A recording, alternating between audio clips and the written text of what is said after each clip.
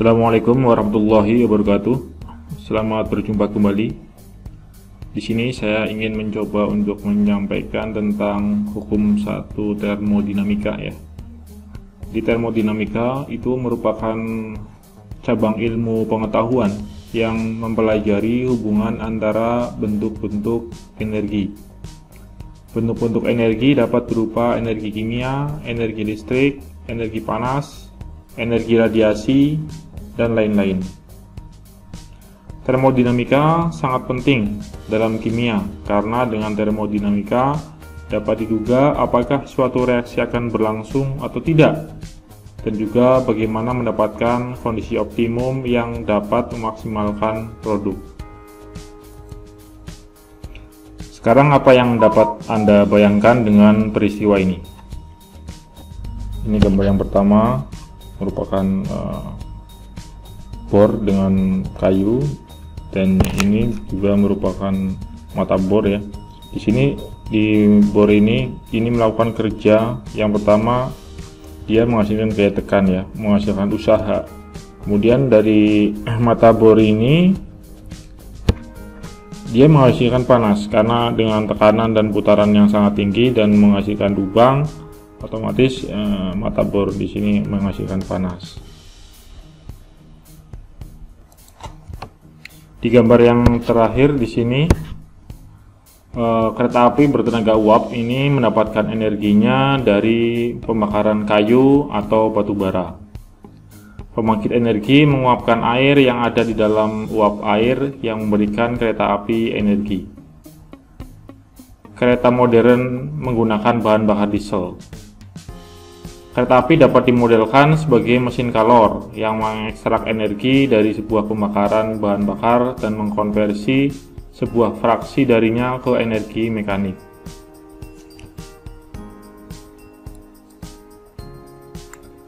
Oke, ini adalah gambar balon ya yang dicelupkan ke dalam nitrogen cair. Yang pertama ini merupakan balon yang sudah berisi udara ya, yang besar. Kemudian ketika balon tersebut dimasukkan ke dalam nitrogen cair pada suhu min 385 derajat Fahrenheit atau min 196 derajat Celcius, balon tersebut akan menyusut. Kemudian balon tersebut lama-lama menjadi menyusut ya.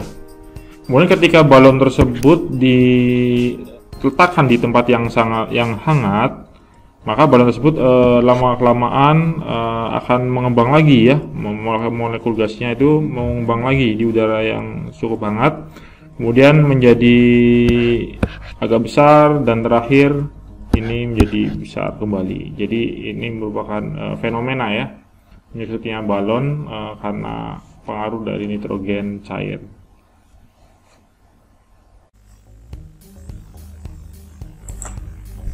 Sistem dan lingkungan. Oke, kita belajar tentang sistem. Sistem itu apa? Sistem itu adalah sebuah atau sekumpulan objek yang ditinjau.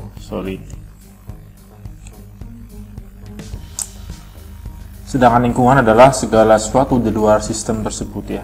Jadi kalau di gambar tadi ya, peristiwa tadi seperti peristiwa ini, jadi sistemnya itu adalah ini ya, gas yang di dalam balon tersebut. Kemudian kalau lingkungan itu ya ini, nitrogen cair di dalam wadah udara di dalam ruangan tersebut.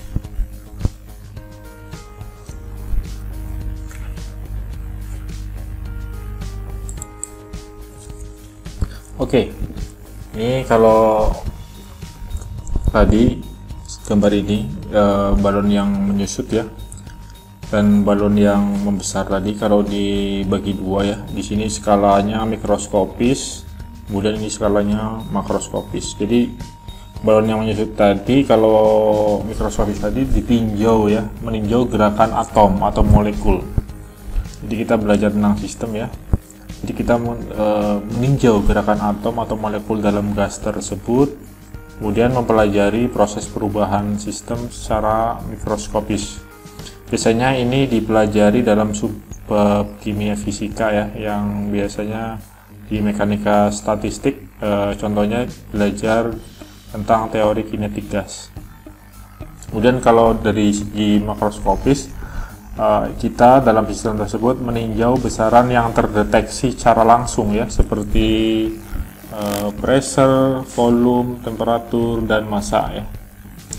Kemudian kita juga mempelajari proses perubahan sistem secara makroskopis, yang mana biasanya dipelajari di dalam subbab kimia fisika, yakni termodinamika, yang contohnya pembahasan tentang gas ideal.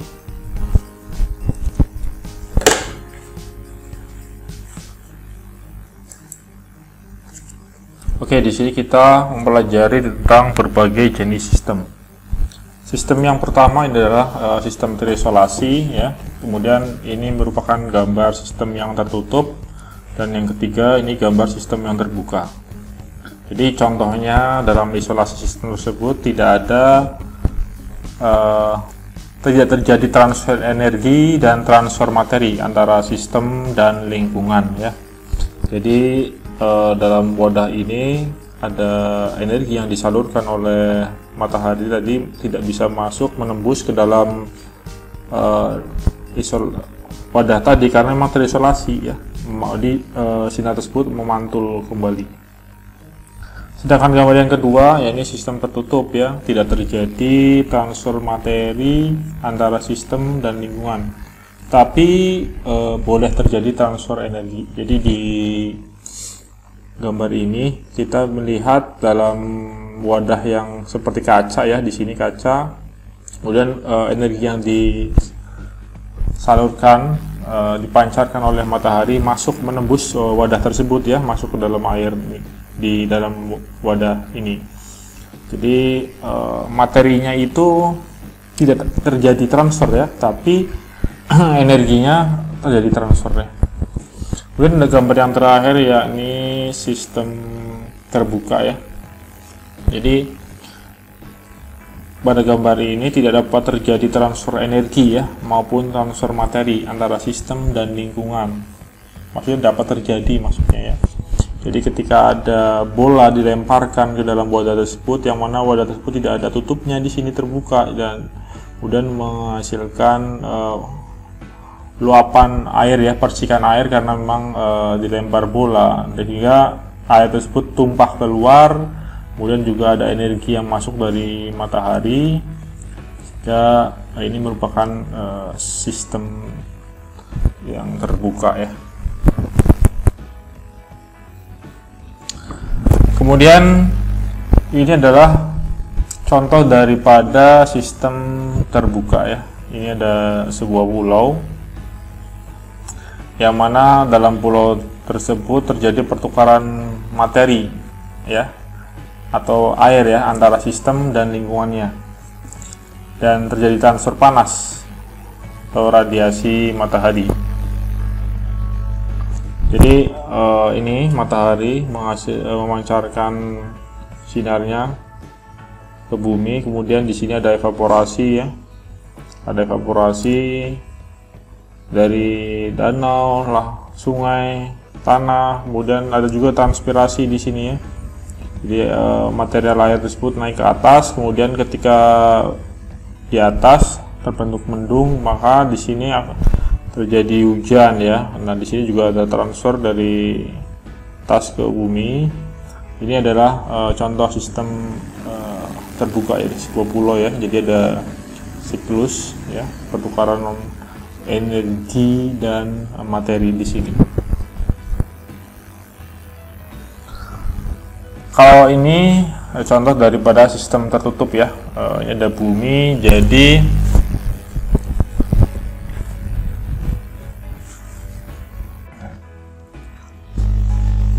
di sini merupakan contoh sistem tertutup, yakni bumi ya. Dalam sistem ini terjadi transfer panas ya, radiasi matahari ya, dari matahari menuju bumi. Kemudian juga terjadi radiasi gelombang panjang ya, dari bumi ke luar sistem. Jadi ini sistem, dalam sistem tersebut tidak ada materi yang keluar maupun masuk ke dalam sistem, tapi ada transfer energi, baik dari luar masuk ke sistem maupun dari sistem keluar. Ini contoh di bumi ya. Oke, kita belajar tentang energi dalam ya, yang biasa kita simbolkan dengan notasi U. Jadi kita belajar tentang temperatur, energi, dan panas. Anggap aja ini ada dua benda ya. Benda satu, masanya 1 dan temperaturnya T1, kemudian ini benda 2, masanya itu lebih 10 kali lipat dari massa benda satu tersebut dan dinotasikan dengan T2. Nah, jika T1 sama dengan T2, temperatur 1 sama dengan temperatur 2, maka energi dalamnya adalah 1/10 dari energi dalam benda 2 ya. Karena kita tahu sendiri kan dalam energi itu kan yang tersimpan ya. Ada, kalau energi kinetik itu kan ada mv, biasa kita ketahui mv kuadrat, kemudian kalau energi potensial itu kan mgh ya itu. Kemudian jika T1 lebih besar daripada T2, misal ini 35 dan kemudian T2 nya 25, maka energi dalam daripada U2 itu lebih besar daripada energi dalam dari benda 1 ya. Tapi panas mengalir dari benda 1 ke benda 2. Itu definisi dari energi dalam.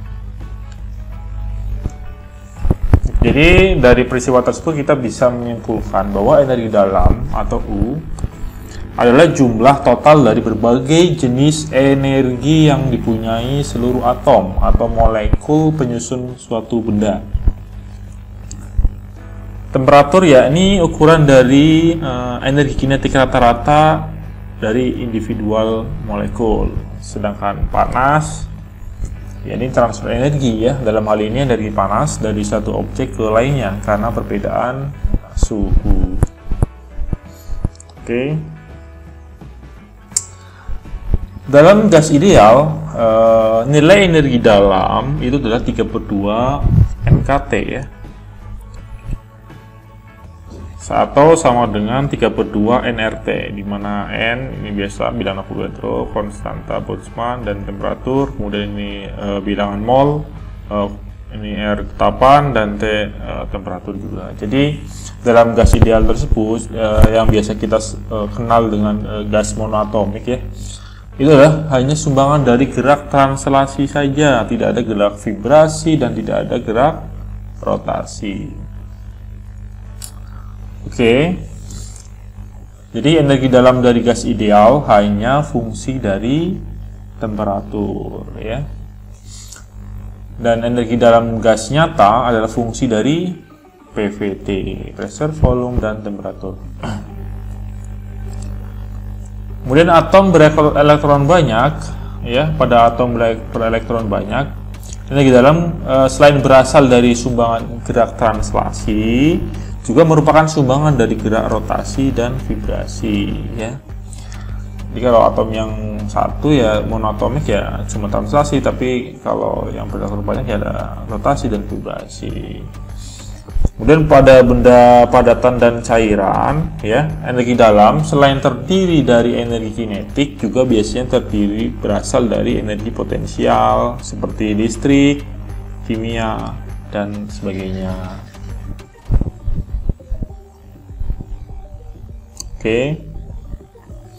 Oke, kita menuju ke hukum termodinamika ke-1 ya. Pada hukum termodinamika ya, ini perubahan energi dalam atau kita kenal dengan delta U dari sebuah sistem hanya tergantung pada transfer panas ke dalam sistem atau Q ya, dan kerja yang dilakukan oleh sistem atau W, dan tidak tergantung pada proses yang terjadi. Jadi hukum termodinamika ke-1 bisa kita simpulkan seperti ini ya. Delta U sama dengan Q min W. Q itu apa? Ya panas ya. Kemudian W itu udah kerja yang dilakukan oleh sistem.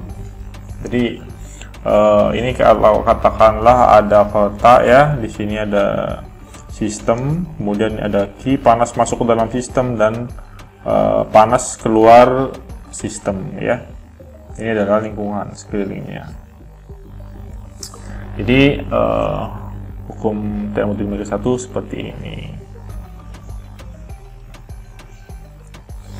Kemudian dalam hukum termodinamika ke-1 ya, biasanya dalam kesepakatan ya, jika panas yang ditambahkan ke dalam sistem, maka biasanya notasinya Q itu positif ya.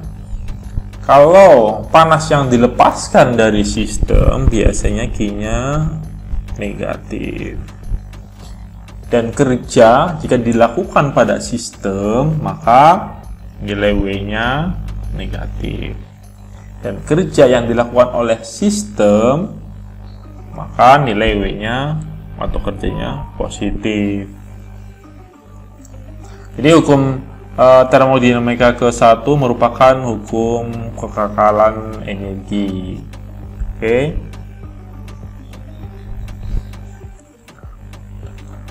Biasanya bentuk persamaan diferensial dari hukum termodinamika ke-1 biasanya dituliskan seperti ini ya. du sama dengan dq min dw. U merupakan sifat dari sebuah sistem ya, sedangkan W dan Q tidak. Dan W dan Q bukan fungsi variabel keadaan, tetapi termasuk dalam proses termodinamika yang dapat merubah suatu keadaan ke keadaan lainnya. Jadi U itu merupakan fungsi variabel keadaan pada seperti pressure, volume, temperatur, dan jumlah mol.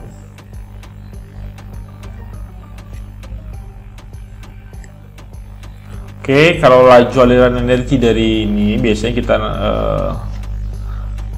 tuliskan seperti berikut ya. du per dt sama dengan dq per dt min dw per dt ya. Kita hanya menambahkan per dt nya karena memang ini laju ya. du per dt ya, ini laju perubahan energi dari sistem. dq per dt adalah laju transfer panas ke dalam sistem, dan dw per dt adalah laju kerja yang dilakukan oleh sistem pada lingkungan.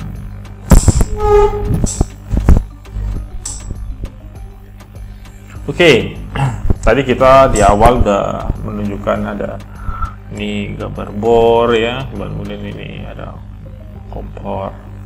Jadi panas adalah transfer energi yang disebabkan oleh perbedaan temperatur, sedangkan kerja transfer energi yang disebabkan bukan karena perbedaan temperatur. Jadi dari gambar ini, gambar mana yang menunjukkan contoh panas dan kerja ya? Ya, kalau ini sudah pasti ya, ada kerja dan ada panas. Sedangkan ini hanya panas saja.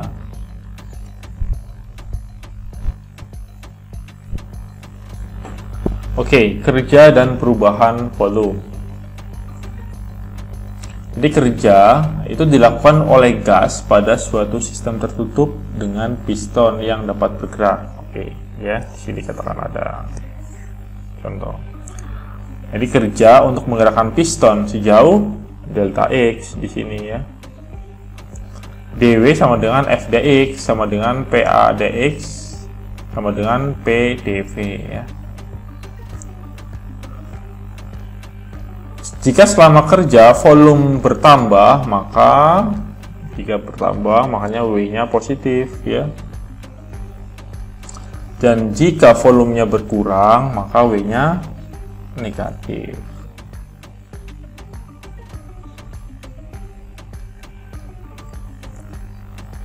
Oke, di sini ada contoh lagi. Ini kerja dengan perubahan volume tertentu, misal dari VA ke VB, jadi dari VA ke VB, dan bisa kita simbolkan di sini W sama dengan integral dW sama dengan integral PdV dari VA ke VB.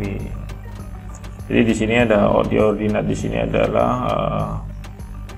pressure, dan di absisnya itu volume, dan di sini V1 dan V2. Kemudian di sini ada interval ya di delta V ini, sehingga untuk mendapatkan nilai delta W atau perubahan yang kerja ya dengan P kali delta V ya, P nya berapa di sini dan dikalikan dengan delta V.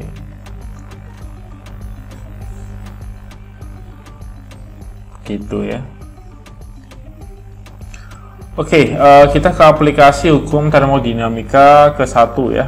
Ini ada dalam proses termodinamika kita mengenal ada proses isotermal yang mana tidak ada perubahan suhu ya, dan proses isohorik di mana dalam proses tersebut tidak ada perubahan volume, dan ada proses isobar yang mana peristiwa tersebut tidak menghasilkan perbedaan pressure, dan ada proses adiabatik di mana tidak ada pertukaran panas, perubahan panas ya, dan ada lagi proses yang terakhir, proses siklus berputar terus ya. Coba kita pasangkan proses yang sesuai dengan gambarnya. Di sini ada refrigerator, ada balon gas yang diisi gas api panas ya. Kemudian di sini ada kompor, dan di sini ada orang lagi menyelam, dan ini motor atau mesin diesel. Jadi kalau kita melihat dari gambar ini kemudian dihubungkan dengan proses yang ada di sebelah kiri, maka kita dapat menghubungkan ya di mana yang merupakan proses isotermal. Proses isotermal adalah orang yang menyelam di sini, karena di sini tidak ada perubahan temperatur baik dari sistem ke lingkungan maupun dari lingkungan ke sistem. Kemudian mana yang termasuk proses isohorik ya? Jadi dalam proses isohorik di sini seperti ini ya, di kompor di sini tidak ada perubahan volume karena ini kompornya tetap ya, tidak ada pengembangan. Dan dalam proses isobar contohnya adalah balon yang diisi dengan gas panas ya, gas panas sehingga akan terbang, yang mana tidak ada perubahan pressure di situ. Dan lagi proses adiabatik yang mana tidak ada perubahan atau panas masuk maupun panas keluar.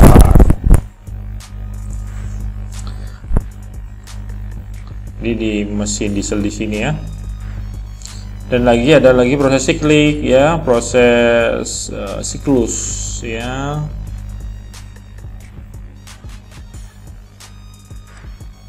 Oke, kita ke proses isotermal. Selama proses temperatur sistem tetap konstan ya. Di sini ada contoh heat reservoir, kemudian di sini dia ordinat ya persisnya. Jadi di sini kita ke titik A menuju titik B itu proses isotherm di sini, dan besarnya itu W sama dengan integral PdV dari P1 sampai P2. Ini ya yang membedakan proses isotermal. Dalam proses isotermal, misalkan suatu gas ideal berada pada kontainer tadi ya, dengan piston yang bergerak bebas. Saat keadaan awal sistem, yakni gas pada titik A tadi ya, keadaan awalnya ini. Kemudian ketika Q diberikan pada sistem, maka terjadi ekspansi ke B ya. Baik temperatur maupun massa konstan selama proses. Dan nilai dari ini ya, ada perubahan energi dalam adalah 3/2 NR delta T sama dengan 0. Jadi tadi ya hukum termodinamika 1 seperti itu. Dalam hukum termodinamika 1 nilainya energi dalam tersebut 0. Sehingga dalam proses isotermal W sama dengan Q ya, karena tidak ada perubahan suhu. Oke, kita ke proses adiabatik. Selama proses tidak terjadi transfer panas yang masuk maupun keluar sistem ya dalam proses adiabatik tersebut. Proses adiabatik terjadi pada sistem terisolasi atau dapat terjadi pada sistem yang mempunyai proses yang sangat cepat. Jadi karena Q tidak ada dalam hukum ke-1 sehingga delta U sama dengan Q min W sama dengan 0. Karena ininya 0 ya. Dan delta U sama dengan min W ya. Itu kalau proses adiabatik. Dalam proses tersebut kita bisa melihat perbedaan diagram PV untuk gas ideal antara proses adiabatik 1, 2 dan isotermal. Jadi di sini ada contoh proses adiabatik pada piston motor ya di sini. Di dalam proses adiabatik itu melintas dari ini adalah isoterm suhu 1 dan ini isoterm suhu 2, dan di adiabatik di sini karena tidak ada perubahan, maka dari 1 ke 2 ini menyeberang ya.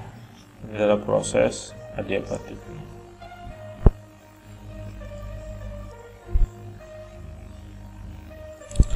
Oke, kita ke proses isobarik. Selama proses tidak terjadi perubahan tekanan pada sistem, yang mana pada umumnya terjadi pada sistem yang punya kontak langsung dengan tekanan atmosfer bumi yang dianggap konstan, misalnya pada reaksi biokimia. Kalau kita mengenal proses isobarik ya, di sini ini P, ini V. Nah, di sini dari titik 1 ke titik 2.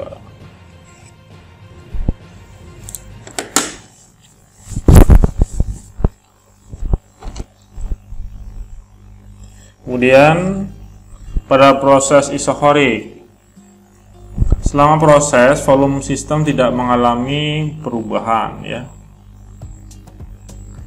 Disebut juga proses volume konstan atau proses isometrik, juga bisa disebut dengan isovolumik. Proses ini terjadi pada sistem yang punya volume atau wadah yang kuat, tertutup dan tidak dapat berubah. Isinya nilai V-nya, volumenya itu 0 ya.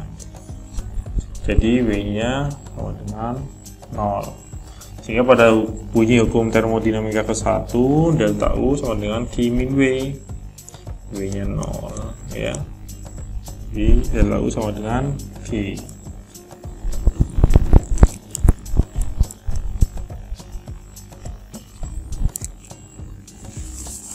Baik, di sini adalah aplikasi proses pada gas ideal ya. Ini tadi udah kita contohkan ya, ada proses isotermal dari titik A ke titik B di sini. Di sini biasanya untuk mencari nilai W, integral PdV dari VA dan nRT kali integral dV per dV per V ya. Dan dengan nRT dan VB per VA.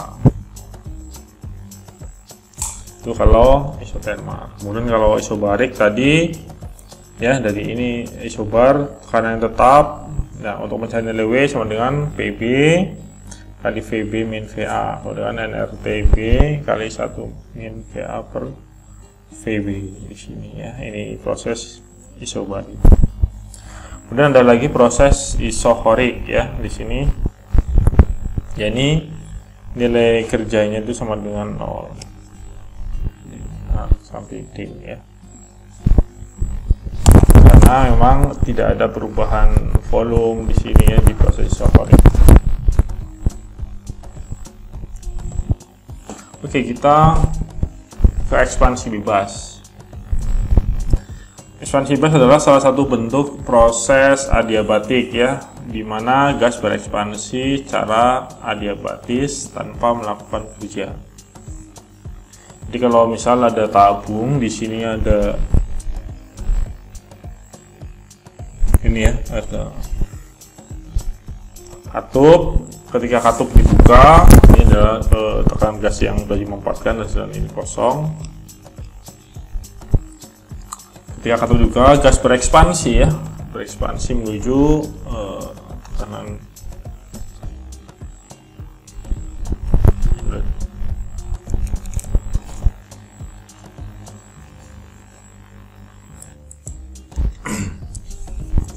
Oke, dalam ekspansi bebas ini ketika katup dibuka maka gas berekspansi. Dalam proses ini Q-nya sama dengan 0 ya.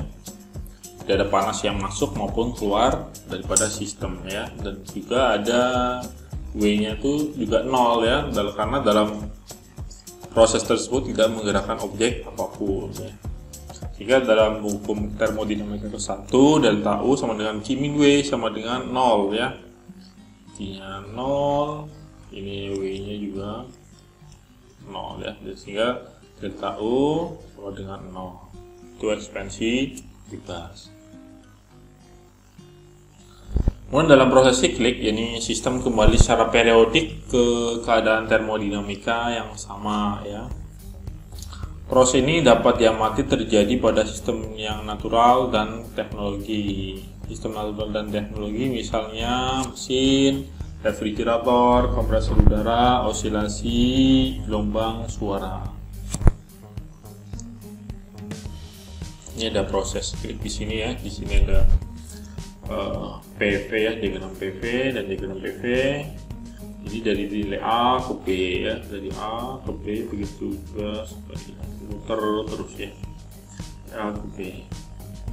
Ini kerja dilakukan oleh gas, keadaan berpindah dari A ke B ya.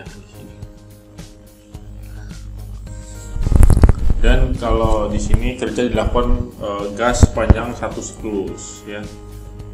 Dan di sini kerja dilakukan pada gas, keadaan berpindah dari B ke A.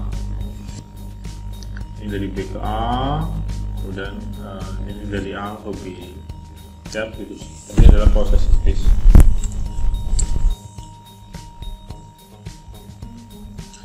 Dan dalam proses siklik sering melibatkan proses sederhana seperti isotermal dan isokorik. Misal di diagram PV ini ya, karakteristiknya itu kan T-nya konstan, kemudian Q sama dengan W ya, karena T-nya konstan.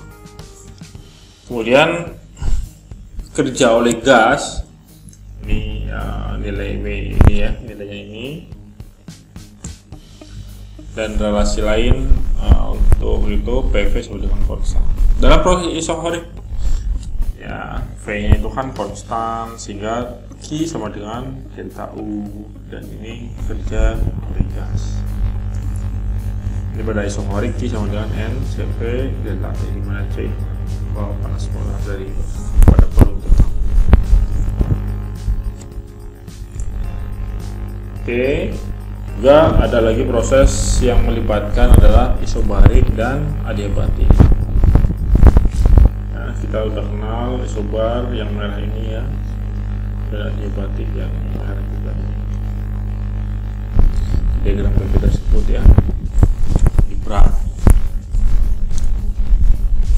Untuk isobar P-nya konstan, kemudian Q sama dengan delta U plus W. Untuk kerja oleh gas biasa P sama dengan P kali V2 untuk P delta. Untuk hubungan yang lain biasanya kita menemukan Q sama dengan M Cv delta T dan Cv sama dengan Cv R. Pada proses adiabatik ya, di sini Q-nya sama dengan 0, delta U sama dengan W min W ya. Ya, W sama dengan kerja ya, P1 min P1 V1 min P2 P2 per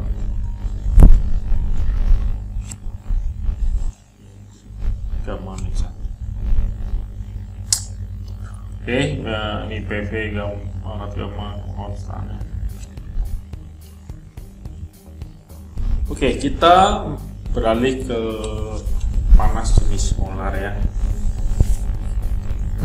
Kita mengenal notasi Cv dan Cv. Di sini adalah panas yang diperlukan untuk menaikkan temperatur dari 1 mol gas sebesar 1 derajat Celcius pada proses atau proses tekanan yang konstan. Q panasnya NCP delta T atau Q kemudian NCP ini pada tekanan konstan, ini pada volume konstan.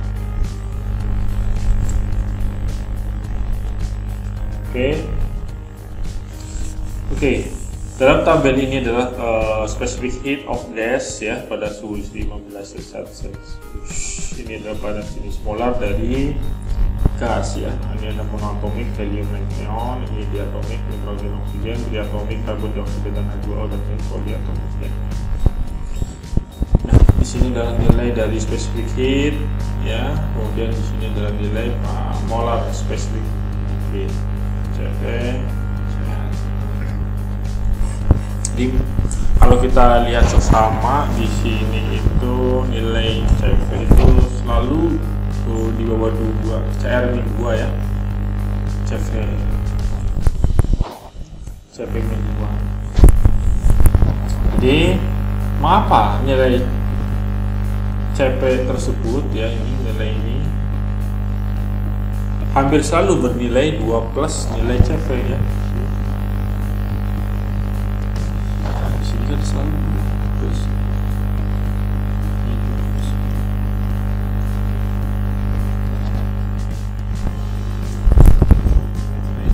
CP dan ini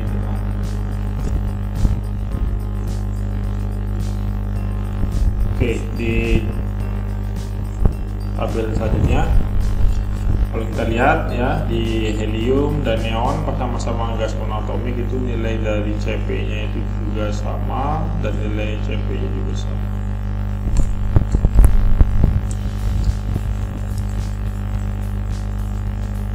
Di mengapa nilai CP dan CV dari gas yang berbeda tetapi jumlah atom dalam molekulnya sama, mempunyai nilai yang hampir sama?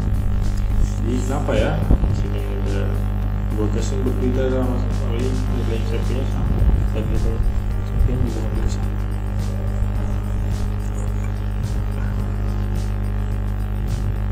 Oke, di sini juga mengapa nilai CV dari gas dipengaruhi oleh jumlah atom dalam molekul ya? Jadi ini adalah kenaikan dari monoatomik ke diatomik, begitu juga ketika dari diatomik. CV.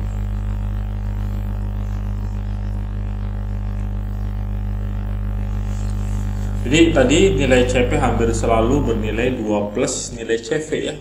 Nilai CP plus 2. Kalau ditinjau dari dua sistem yang mengalami proses dengan nama delta T sama, maka delta U nya sama. Ini pada proses volume konstan dan ini pada pressure konstan. Di hukum termodinamika 1, delta U sama dengan Q min V ya. Q P sama dengan delta U. Q P juga sama delta U plus P delta V. Dalam kasus gas ideal, delta V sama dengan NH delta V. Jadi di tabel nilai CP min CP sama dengan R 8 ya, yang biasa kenal dengan R ini 8,35 Joule per mol Kelvin sama dengan 1,99 kalori per mol Kelvin. Sehingga nilai CP sama dengan 1,99 kalori per mol Kelvin plus CP ya. Jadi ini hampir sekitar 2 ya. 2 plus CV adalah nilai CV.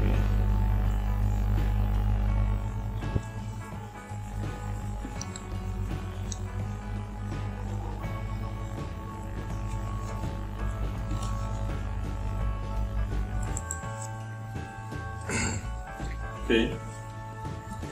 Nilai CV pada gas yang berbeda tapi jumlah atom molekul sama, mempunyai nilai yang hampir sama ya. titik jauh proses V sama dengan konstan, maka bunyi hukum termodinamika 1 delta U sama dengan Q min V, dimana Q V sama dengan delta U ya. Pada gas ideal monoatomik ya, energi dalamnya sama dengan N ya kali setengah P kuadrat sama dengan 3/2 nRT ya. Dan delta U sama dengan 3/2 nR delta T sama dengan N CV delta T. Sedangkan nilai CV itu adalah 3/2 N. Nilai CV ini merupakan nilai 3/2 N dengan N delta T sama ya. Tetapan tersebut karena nilainya R-nya 8,35 Joule per mol Kelvin, maka kalau dijadiin kalori per mol Kelvin menjadi 1,99 kalori per mol Kelvin, sehingga CV sama dengan 3/2 R ya, sama dengan 2,98 kalori per mol Kelvin. Ini sesuai dengan tabel ya. Jadi nilai CV dan CP pada dua gas yang berbeda, sama-sama jumlah atomnya sama, itu nilai CV dan CP nya sama.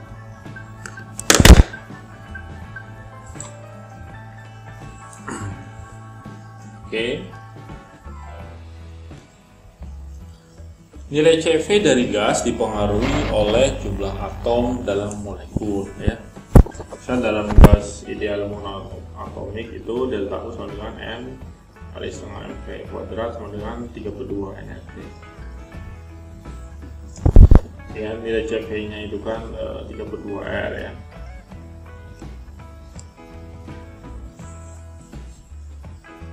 Pada gas ideal monoatomik memang hanya terjadi gerak translasi ya, baik translasi ke sumbu Y, ke sumbu X, maupun ke sumbu Z. Dan nilai di dalamnya 3/2 dan di sini perbedaan jumlah atom ya, ini atom monoatomik 2,98, kemudian kalau diatomik hampir sekitar 5 ya, 4,96 atau 5,3. Bagaimana jika dengan 2 atom atau lebih? Ya pasti ada perbedaan, kenaikan terutama.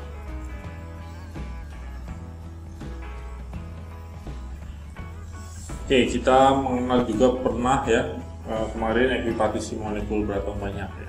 Kalau di atomik nilai CP-nya itu 5/2 R ya, karena memang dia memiliki 5 derajat kebebasan.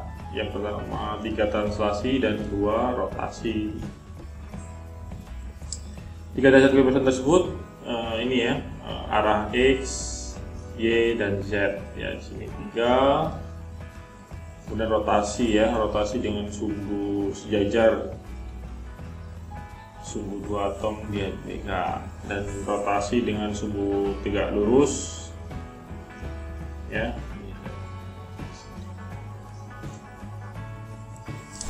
Ada 2 rotasi dan 3 translasi. Ini kalau di atomik ya, karena jadi nilai CP-nya 5/2.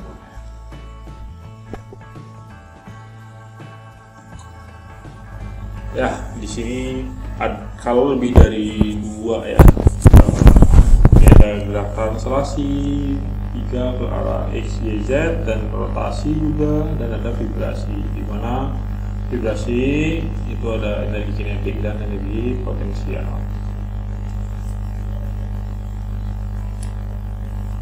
Itu kalau pada molekul yang lain. Jika jumlah atomnya kenaikan ya tadi ya, ini monoatomik, ini diatomik, dan ini lebih ya, nilai CV-nya berbeda ya, 2/2, 2/2 dan 2/2. Oke, itu dulu untuk pembelajaran hukum termodinamika 1 secara teori. Selanjutnya kita akan menuju ke latihan ya, latihan soal.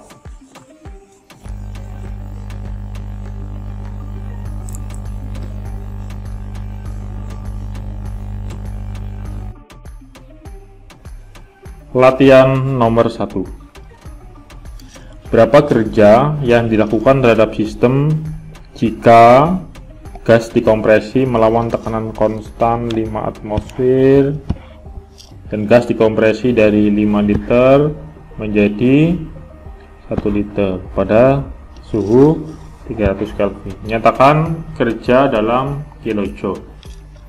Oke, tadi kita udah untuk mencarinya ya seperti biasa dV atau W integral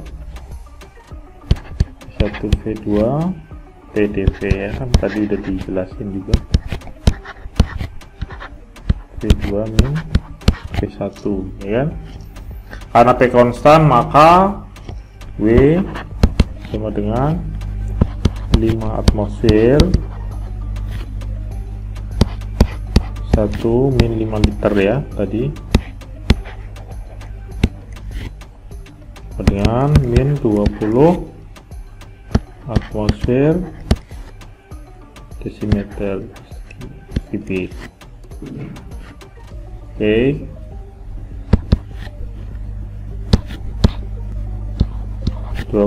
atmosfer kubik kali 1,0132 dikali 10 pangkat 2 joule per atmosfer. Kita konversi ya di sini dengan min 2026 kilojoule. Oke.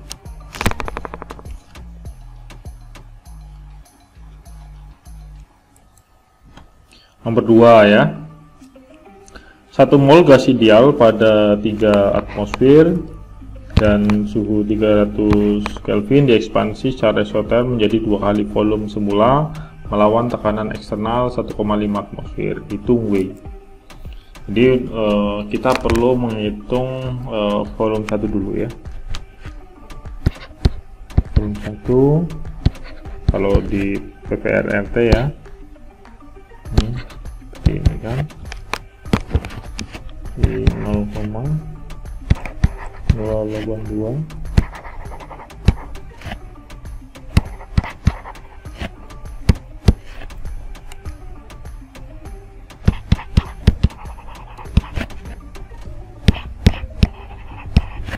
300 Kelvin dikali 1 mol.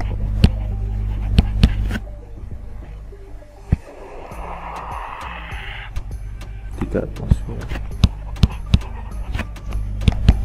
Tunggu berapa? 8,2 desimeter kubik. Selanjutnya kita mencari V2. V2 nya berapa? Kalau kita kan PV dan PV ya. Dengan kita mencari V2 nya. V2 jadi 3 atmosfer kali 8,2 ya.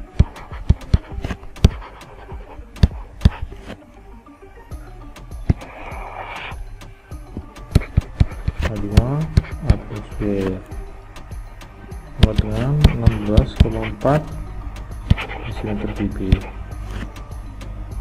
Lalu kita mencari nilai W nya ya. W nya Px eksternal kali delta V. Jadi berapa eksternalnya? 1,5 atmosfer. Kemudian tadi V 16,4 kurangi 8,2 dan sama dengan 12,3 m desimeter kubik.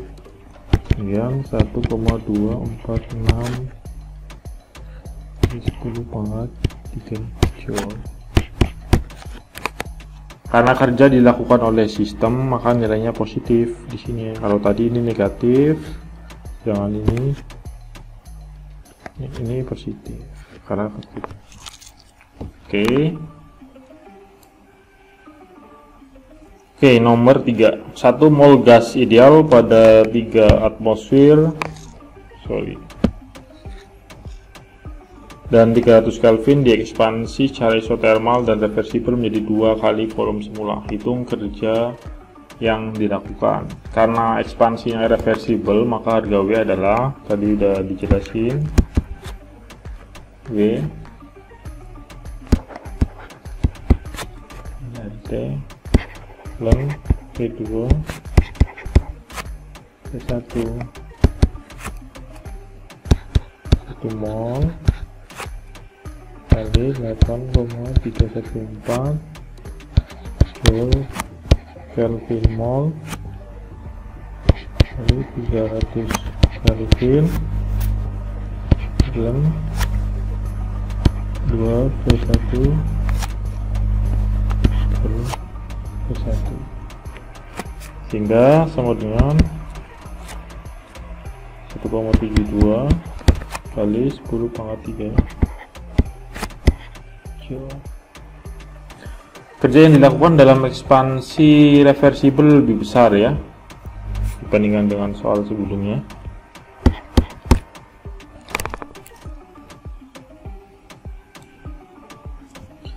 Nomor 4. Berapa kerja yang dilakukan terhadap sistem jika 1 mol gas ideal pada 300 Kelvin dikompres secara isotermal dan reversibel menjadi 1/5 dari volume semula? Oke.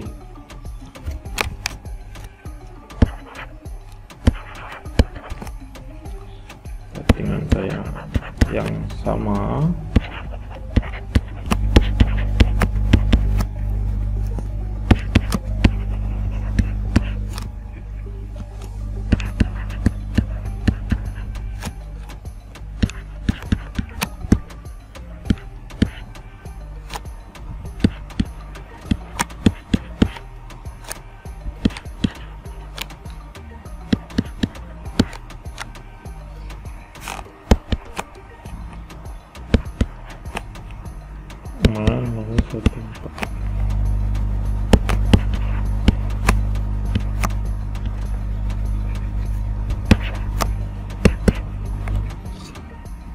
Kerja dilakukan terhadap sistem dan tandanya negatif ya. Oke.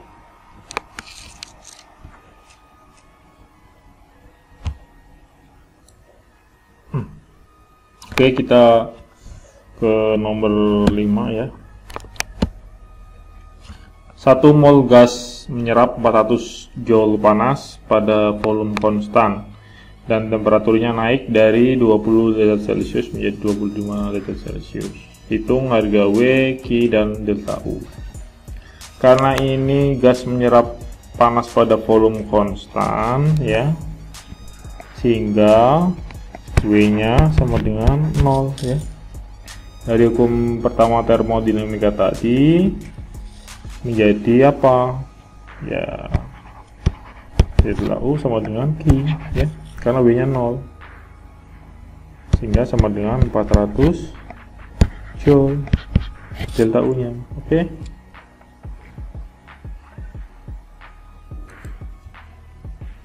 Kita ke nomor 6. Jika delta H ya untuk reaksi pada 298 Kelvin ya, ini CO plus setengah O2 menjadi CO2 ya, adalah 282,85 kJ per mol. Hitung delta U reaksi. Jadi tadi udah kita singgung ya, kalau delta H itu kan tadi kan delta U plus delta PP ya, atau ini W nya ya, ini delta W nya ya. Kemudian kalau kita mencari ini nilai ini ya, maka ini delta U delta PP, ini kan delta nRT. Oke, jadi kita perlu mencari nilai delta N dulu ini ya. Kita mencari nilai ini dulu. Biasanya untuk mencari perubahan dalam jumlah mol reaksi, delta N ini hasil produk ya, produk min N reaktan.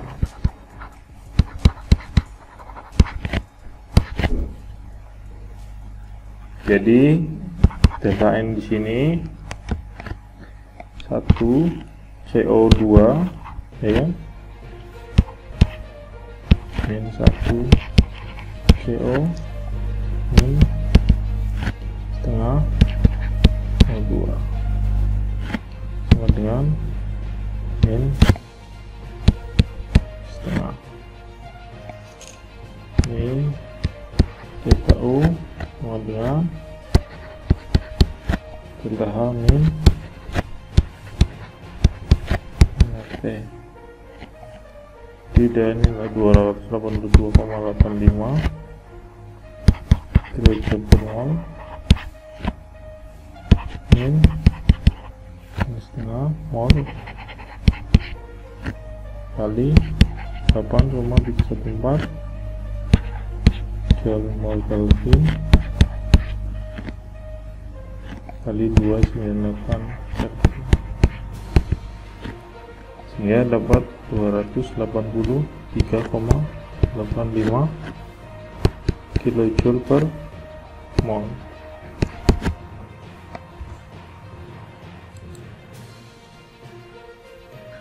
Nomor 7, jika suatu gas diatomis nonlinear mematuhi prinsip ekuipartisi energi, hitung kapasitas panas molar. Ya. Jadi dalam gas diatomis terdapat 9 derajat kebebasan ya, 3 translasi, 3 rotasi, dan 3 vibrasi. Jadi energi yang dihasilkan oleh tiap derajat pergerakan translasi dan rotasi adalah setengah RT per mol, sedangkan untuk vibrasi adalah RT per mol gas. Hingga delta U itu energinya, ini untuk translasi, tambah ini untuk rotasi, dan untuk vibrasi 3 RT.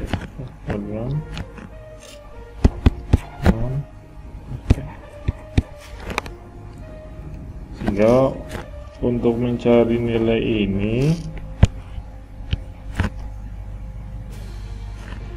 kapasitas panas molar DU TTP adalah 6R 6 kali 8,314 joule mol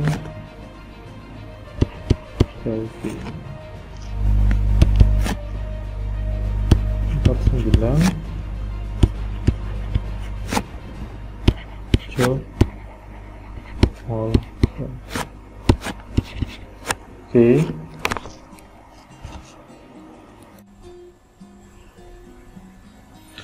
Nomor 8. Temperatur 2 kg air turun dari 95 derajat Celcius menjadi suhunya 40 derajat Celcius saat 1,25 kg potongan logam bersuhu 25 derajat Celcius dicelupkan ke dalamnya. Hitung kapasitas panas logam jika diketahui kapasitas panas air 4,184 joule per gram Kelvin. Oke. Karena air dan logam membentuk sistem terisolasi, maka panas yang dilepaskan air diterima oleh logam. Misalkan C aksen adalah panas spesifik potongan logam. Jadi kita perlu menghitung, mencari nilai C ya. Jadi di sini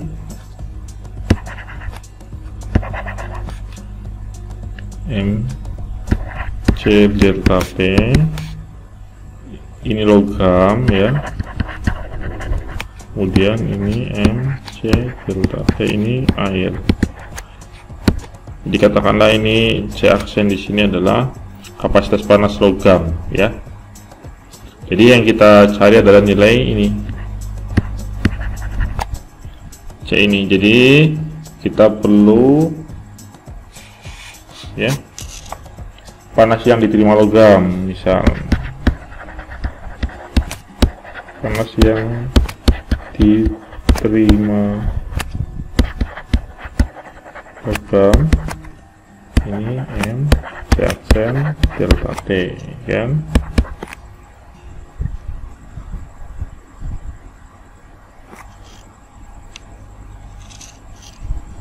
Jadi kalau kita mencari nilai itu berarti 1,25 kali 10 pangkat 3 gram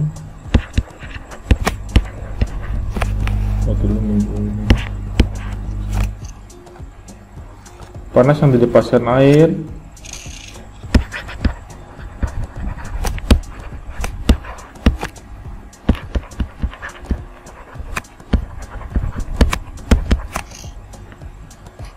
min 2 10 pangkat 3 gram kali 4,184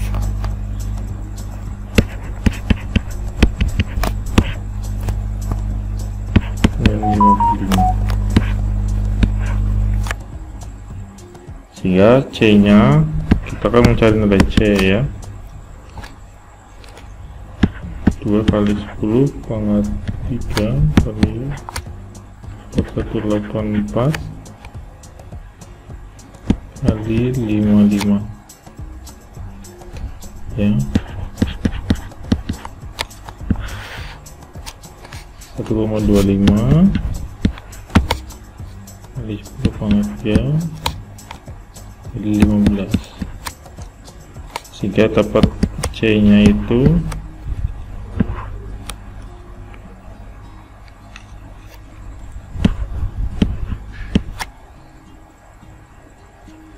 24,55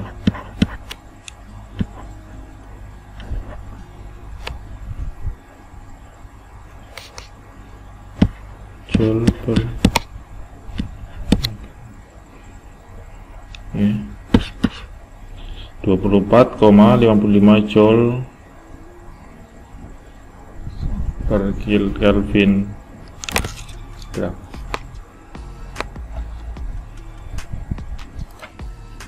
Oke, selanjutnya kita beralih ke soal nomor 9. Hitung kapasitas panas molar dari H2O dalam wujud gas ya ini ya, pada 300 Kelvin dan 1000 Kelvin jika harga konstanta A, B, C dalam persamaan adalah berikut ya, A nya 30,36, B nya 9,165, C nya 12 kali 10 pangkat 7 joule per mol Kelvin. Jadi kita menggunakan untuk menghitung kapasitas panas, kita dengan rumus A plus BT plus C T kuadrat plus D T pangkat 3 ya. Kita menggunakan rumus ini ya, karena nilai A, B, C nya sudah diketahui, jadi kita tinggal menghitung ya.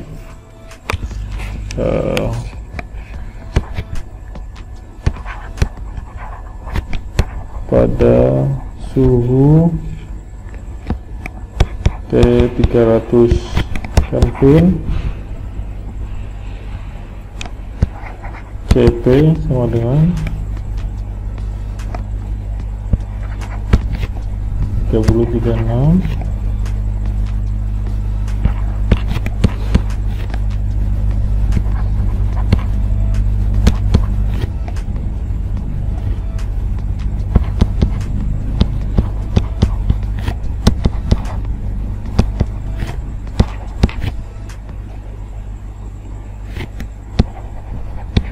mol Kelvin kali 300 ya, plus 12 kali 10 pangkat min 7 kali 300 Kelvin, jadi 33,35 ya, Joule mol Kelvin. Ini untuk suhu 300. Kemudian pada suhu 1000 ada CP nya berapa? Oke, 30,36 plus 9,615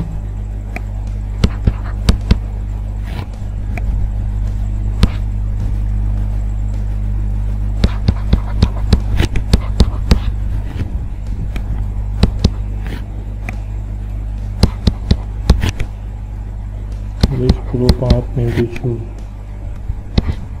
kali 1000 dengan 41,175 Joule mol Kelvin. Oke.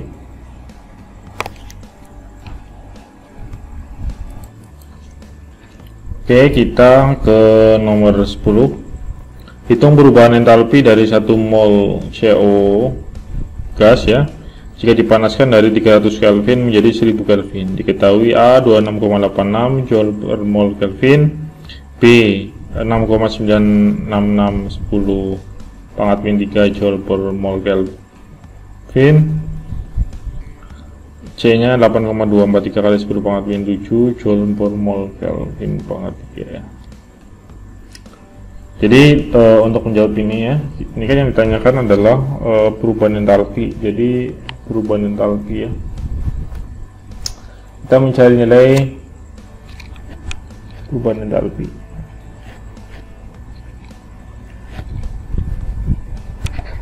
Kita udah tahu sebelumnya ya, untuk DH itu sama dengan CP/dt ya,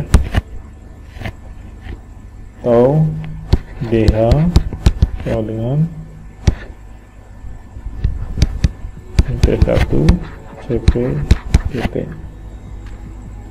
Kita udah tahu ya untuk CP itu persamaannya gimana. Jadi kita untuk mencari nilai entalpi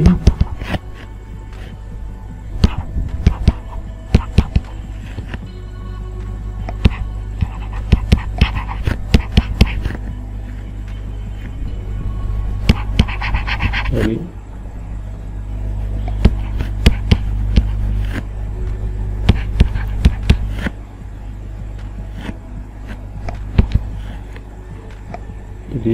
sini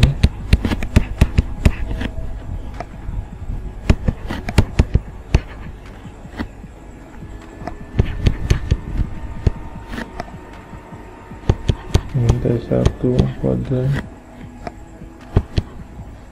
plus setengah C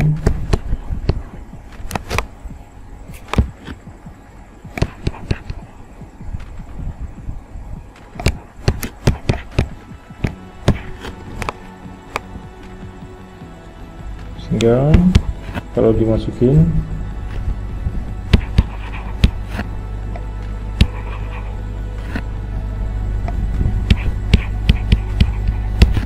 hubungin 300 plus setengah 0,96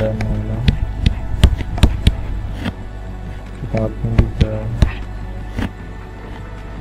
kali 1000 dan 300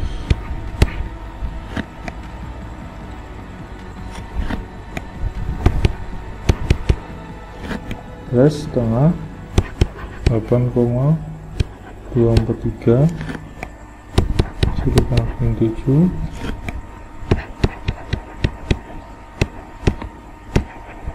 300.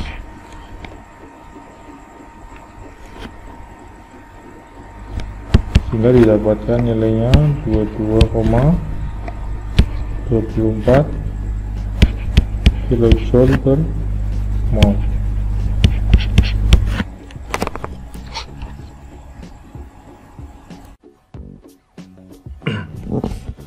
Oke, sekarang kita ke nomor 11. Hitung kerja maksimum yang dilakukan sistem jika 2 mol gas ideal diekspansikan dari 2,4 liter menjadi 5,6 liter pada set 10 derajat Celcius secara reversibel. Juga hitung perubahan panas. Ulangi perhitungan di atas pada 110.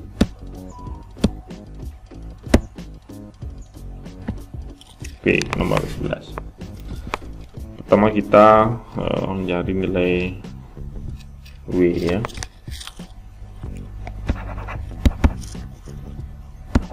Kita menggunakan rumus ini. NRT ln V2 per V1 ya.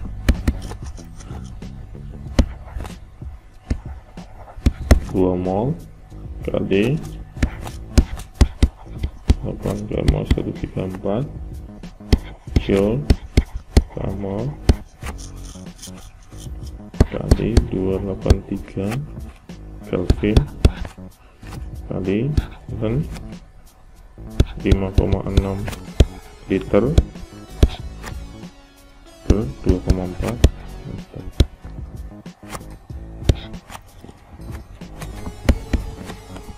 Kita dapatkan 3987 joule.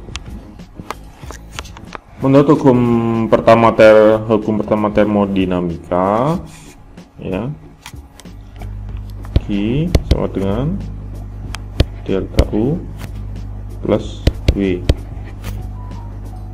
dimana sama dengan W ya, Q-nya 3987 joule. Karena delta U sama dengan 0 pada temperatur konstan ya, 0 pada T konstan,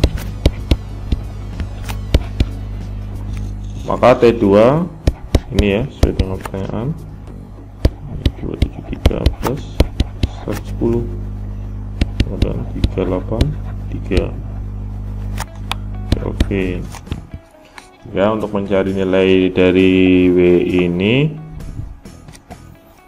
W yang kedua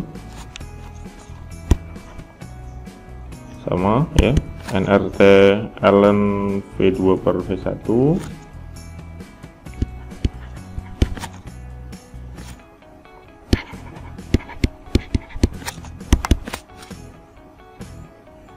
2 mol kali 8,314 joule Kelvin mol kali 283 Kelvin kali ln 5,6 per 2,4, kita dapatkan 5396 joule ya. Di Q ini sama dengan W ya, sama dengan 5396 joule. Oke, kita ke nomor 12 ya. 1 mol gas ideal dikompresi secara isotermal pada 300 Kelvin di bawah tekanan eksternal 200 atmosfer. Hitung nilai Q, W, delta H, delta U jika tekanan gas semula menjadi 2 atmosfer dan terakhir 100 atmosfer. Oke, kita tahu ya persamaan gas ideal dulu ya. Kalau kita mencari nilai V itu kan NRT per P ya. Jadi kita mencari nilai V1 dulu ya. NRT per V, jadi ini 1 mol kali 0,0821 ya, dan dikali 300 Kelvin bagi 2 atmosfer dengan 12,5 315 liter. V2 juga begitu, 1 mol dikali 0,0821 desatmosfer liter per mol Kelvin dikali 300 Kelvin per 100 atmosfer sama dengan 0,2463 liter. Oke, V1 dan V2 sudah ketemu. Sekarang kita mencari nilai W.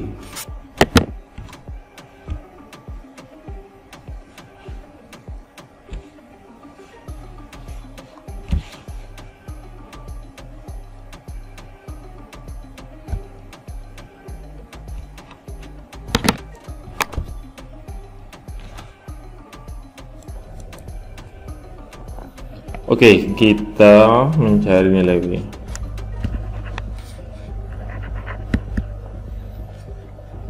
W 2 mol kali 8,314 joule per mol kali 383 Kelvin dan 5,6 per 2,4 sama dengan 5396. Q ya, itu sama dengan W sama dengan 5396 joule.